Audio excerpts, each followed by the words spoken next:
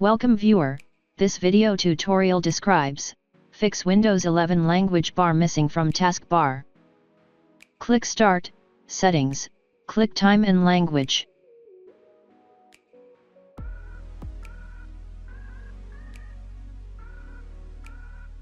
Click Typing, click Advanced Keyboard Settings.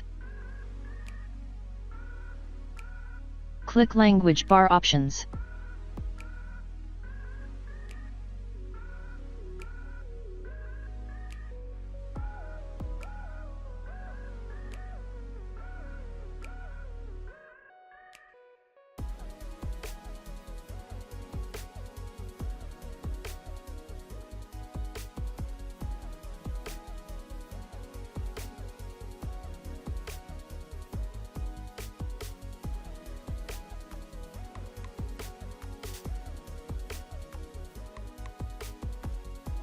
I hope this tutorial helps to you. Please like, share and don't forget to subscribe our channel. Thank you very much. See you next video.